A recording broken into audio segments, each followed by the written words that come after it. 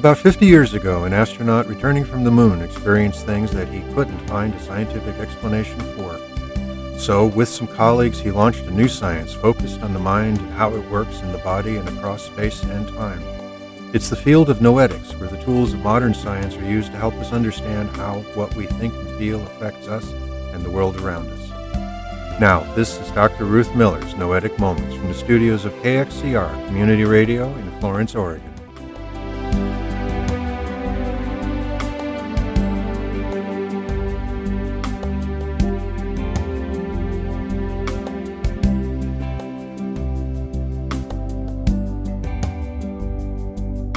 This is Noetic Moments, this show that explores what consciousness is, what it does, how it works, and how our lives could be much fuller if we understood it better. And I am Ruth Miller, a longtime student of consciousness, cybernetics, and culture. And through this series of programs, I'm introducing some of the people whose work has defined this field of research, and I'll be explaining some of their ideas and experiments. I'll also explore some relevant news items and answer questions that you send to my email address, ruth@noeticmoments.org. And Noetic is spelled Noetic.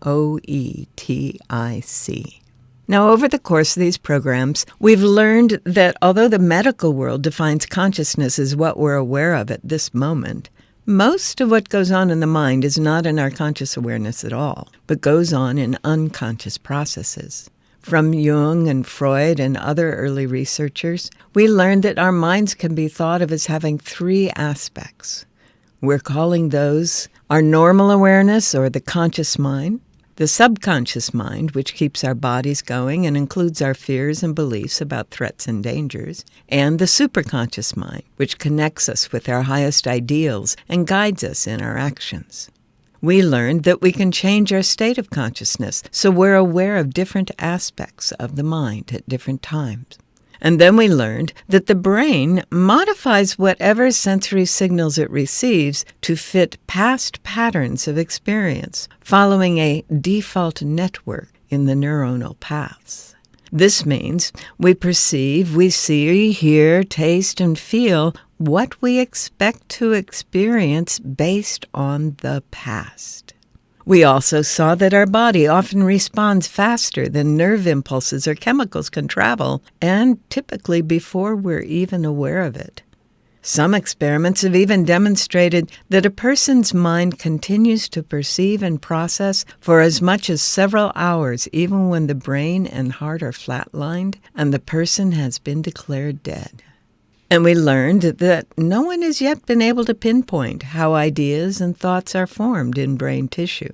So, based on all of this, many scientists have come to accept that what we call mind is not the product of the electrochemical activity of the brain, but is in fact the activity of a field that surrounds and permeates the whole body. This field may be at least partly electromagnetic because it's possible to measure electromagnetic activity for several inches around the body in what some say is an egg shape, extending from below our knees to a few inches above our heads. Mind, then, is best considered as a field, a pattern of energy that contains information and exists whether the body is functioning or not, and permeates and develops with the body and the brain. The brain, therefore, is best understood as a receiver-transmitter, receiving messages from the mind and transmitting them to the body, and receiving messages from the organs and senses and transmitting them to the body and the mind. We've learned that this field of mind affects energy and matter in a variety of ways. For example, in quantum physics, where the subatomic building blocks of the universe show up as energy or matter, depending on whether a mind is present to observe them. And people's bodies and pets have been observed to change when someone they're connected with turns attention their way, even though they cannot see or hear them. Individuals have changed the patterns of numbers in what should be random grids on their computer screens or printouts, and the collective human mind changes the readouts from random number generators on the network of computers run by the Global Consciousness Project. Now, every field is a unique pattern of vibration that's different from other fields, and they vibrate along similar patterns, resonating with each other, so minds affect each other across space and time. And a growing number of scientists are seeing our individual mind then as part of a larger field, equating mind with the quantum or zero-point field out of which all matter and energy arises. And some researchers are using the equations of quantum mechanics, relativity, and computer learning algorithms to describe the role of our consciousness in the formation of matter. These understandings help to explain things like the law of attraction, how the world around us mirrors what our consciousness is focusing on, insight, intuition, and channeling that access information from the quantum, or what some people call the Akashic field, how dreams affect the body and consciousness, how music affects the brain and body and connects us with other fields of mind, how we enhance or slow down healing through our thoughts, emotions, and visualizations, and how the belief in a treatment can help a patient experience healing in the placebo effect, how remote viewing and telekinesis work, how we can get into that state of flow in which the mind and the brain are in sync, maximizing our effectiveness, and how the two hemispheres of our brain are involved in the information we receive from the world and from our mind. These past shows are archived on our website, www.noeticmoments.org, where you'll also find links to the clips, books, and authors that I mention. Our show today revisits the work of Ian McGilchrist, a European researcher who has perhaps done more work on the bicameral brain, the left and right hemispheres of the cortex, than anyone else out there. The last time we heard him, he was talking about the evolutionary advantage of two distinct parallel processors. He used the image of a bird that needs to focus on a bunch of pebbles to find the seed in them, and at the same time, be aware of any friends or foes that might be around. McGilchrist suggested that each hemisphere has an important role in that awareness, and so in preserving the life of the individual. This time, as we continue our exploration of the relationship between the default neural network in the brain and the infinite potential of the mind, Dr. McGilchrist explains the role each hemisphere of the cortex plays in our mental process in light of our cultural training. I mean, what I've always been clear about is that both hemispheres take part in our understanding of everything. However, having said that, the left hemisphere is going to find understanding this phenomenon, whatever it is, very difficult because it wants to close down on uncertainty rather early. It likes things that are fixed, that are black and white, that are well known to it, that it knows where to categorize them. It gives them a name and sorts them into a place in its mental map. But of course, this whole sense that we have of something that calls to us and to which we respond is something that is not specifiable in everyday language, that can't be summed up in this way, can't be rationalized in this way, can't be categorized or compared, because it is completely one of a kind. It is a sui generis experience. Well, I definitely want to come and talk about language, and you do dwell on it quite a bit in that final chapter. But before I do, I think it's important to get one point very clear here. It's quite common, particularly in our culture, to say there is the world, there is a sense of wonder, and therefore God, and kind of almost tag God on as a kind of explanation for that wonder or for the existence of the world. That's emphatically not what you're saying, isn't it? No, it is absolutely not what I'm saying. And I think that in many ways, those who have a rather left hemispheric vision of the world, one that is serial and follows a kind of program in reaching its understanding, it's natural that it should think, well, something must have made this, let's call it God. But importantly, in all religions, there is a sense that naming this is the first step to misunderstanding it. And you find the great Taoist text, the Tao Te Ching, begins, the Tao that is can be named is not the real Tao. And St. Augustine said, if you understand God, it's not God you understand. So the left hemisphere and the right hemisphere are equally important in the healthy function of a human being. However, the left hemisphere has been applied in ways that perhaps is not appropriate. Einstein once said that the intellect is an excellent worker, but it needs to be managed by the heart or the feeling center. This is kind of where McGilchrist is going. He's saying that through the right hemisphere of the brain, we have this larger context, this larger frame. We don't have the specifics. We don't have the details. We don't have the facts. We have a full awareness of a whole without the specific details.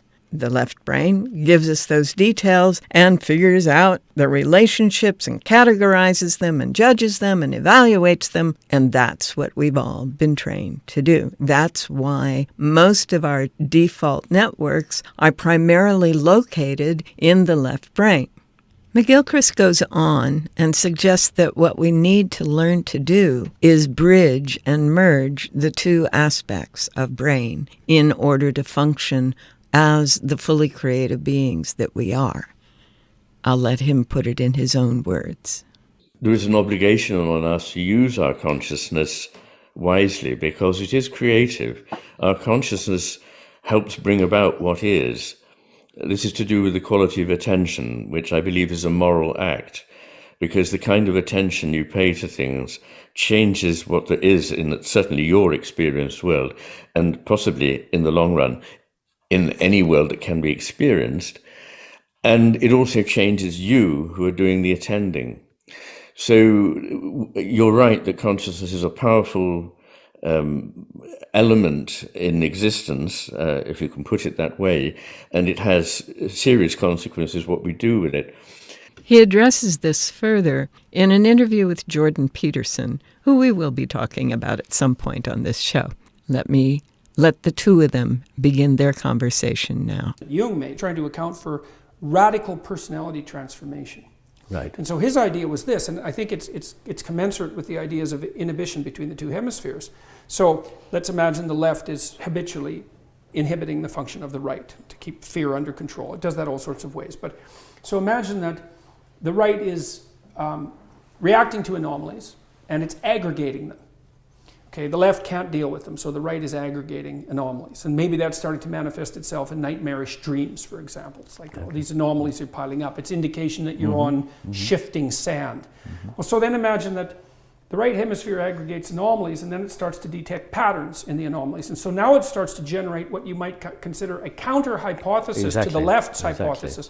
If that counter-hypothesis gets to the point where the total sum, in some sense, of the anomalies plus the already mapped territory can be mapped by that new pattern, then at some point it will shift, and the person will kick into a new personality configuration. It's like a Piagetian stage transition, except more dramatic. It is, and what a Piagetian stage transition is also like, and subsumes both, is Hegelian Aufhebung, the idea that a thing is opposed by something else, but when there is a synthesis, it's not that one of them is annihilated. Right. They're both transformed and taken up into the new whole, which embraces what before looked like an opposition. Okay. The two of them were clearly supporting each other and appreciating each other. There were a few terms in there that might have been hard to track. One of them was Piagetic, referring to the child psychologist Piaget, who talked about ages and stages of development and how that happened. And so what Peterson was describing, that McGilchrist was supporting because it fits McGilchrist's model, was that as one aspect of the being continues to develop and another aspect of the being has held a particular way, at some point the two fuse at a new level of being. And McGilchrist's response that this is Hegelian is talking about Hegel's notion that there is a thesis over here in opposition to an antithesis over here, and we move back and forth and develop both of them, and then there comes to be a place of synthesis where what seemed to be in opposition is now synthesized in a whole new way. Nothing is lost. Everything has been subsumed in this new state of being.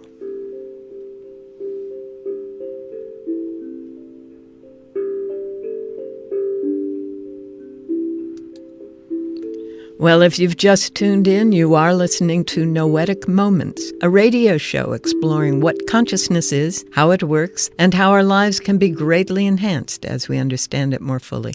I'm Ruth Miller, your host, and that sound tells me it's time to look at a book. To answer any questions, you email to ruth@noeticmoments.org and maybe take a look at what's going on in the news that can help us understand the role our state of consciousness plays in our experience.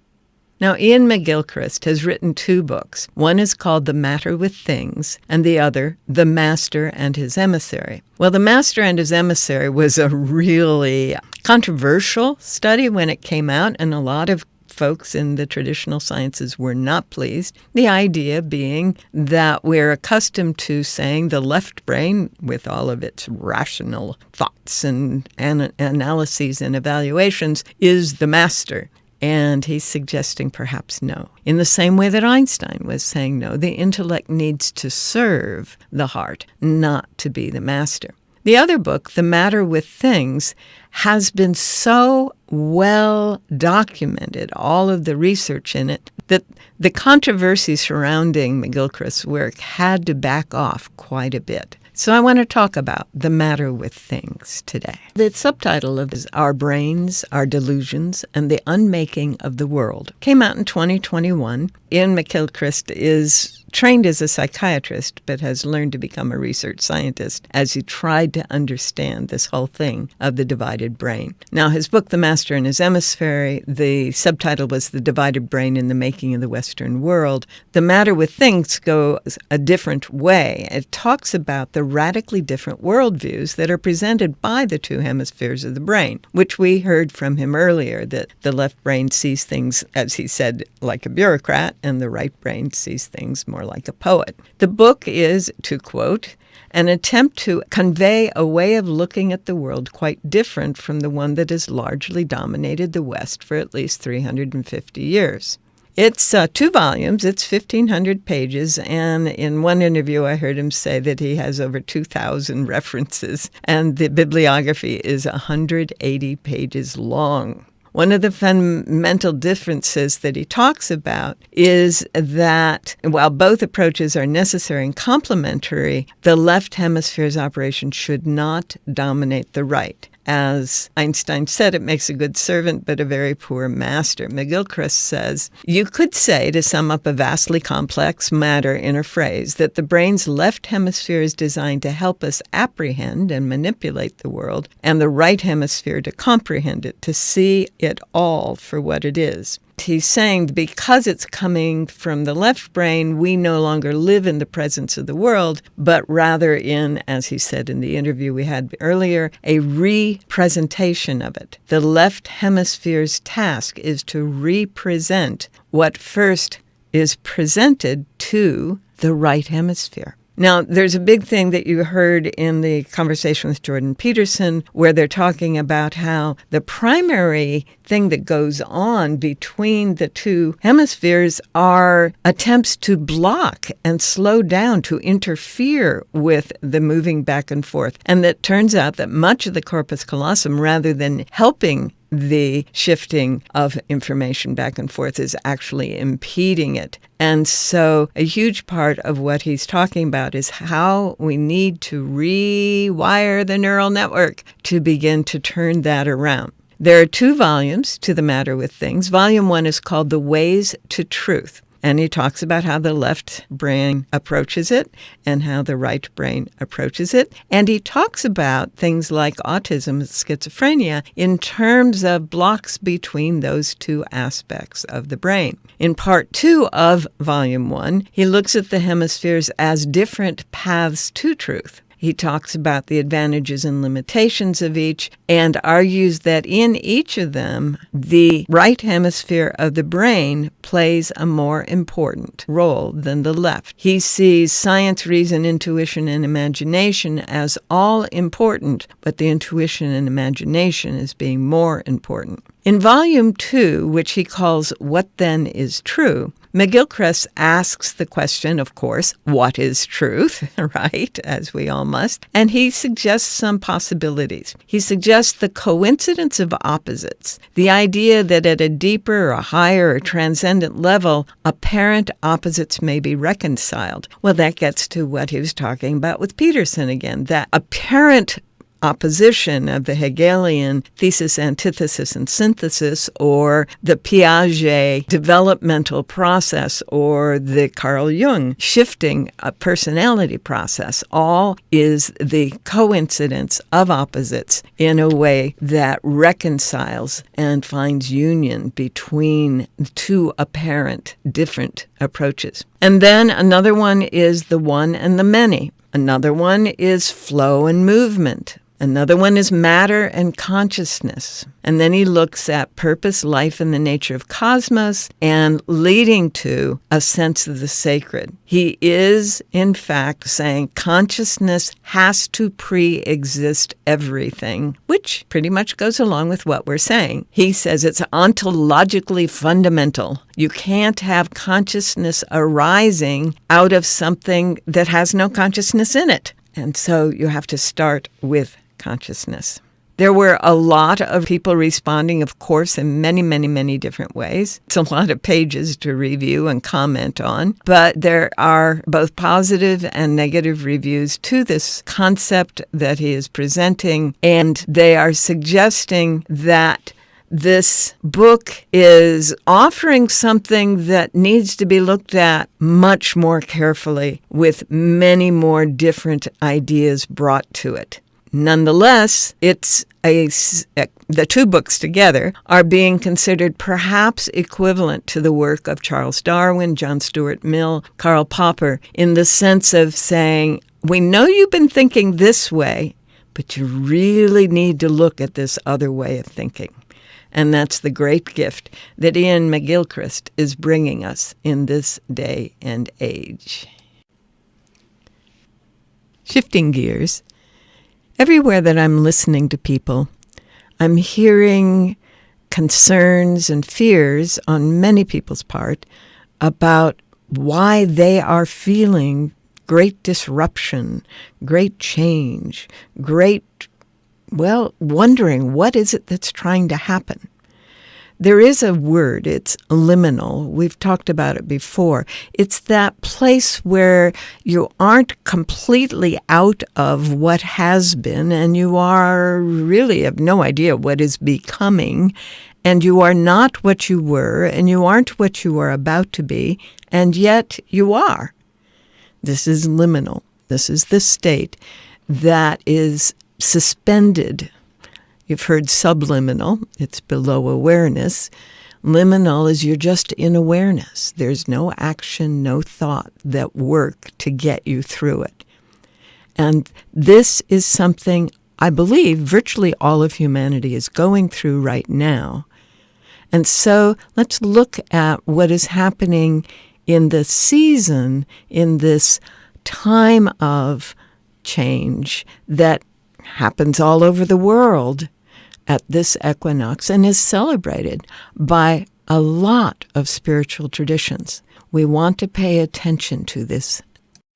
As we are coming into the fall season, this equinox, this marvelous, marvelous kind of eclipse that's going to be crossing most of the western states, we need to be aware that as above, so below. So there's shifts and changes all around us in the season and inside us, in the astronomy around us and in the thought processes and feelings within us. They are not causal. They are correlational. They are happening at the same time. So be aware of the shifts and changes that are happening and know that we are not stuck with the default network. We get to choose. And we get to choose when we breathe, when we begin to ask questions, and then when we begin to feel, to sense what is fitting here, what feels in alignment with my peace, my harmony, my joy, and in that, we will find the beauty of the life that is ours to live. All right, well, that's it for today's show. We are out of time for today, but remember you can continue the exploration on our website, www.noeticmoments.org, where there's a list of the titles and other resources we refer to on the show, along with archived past shows, and where you can send me your comments and questions, which I'll do my best to get answered the next time we're on the air. For now, thanks for joining me here on Noetic Moments, recorded in the studios of KXCR Community Radio in Florence, Oregon. And have a wonderful week.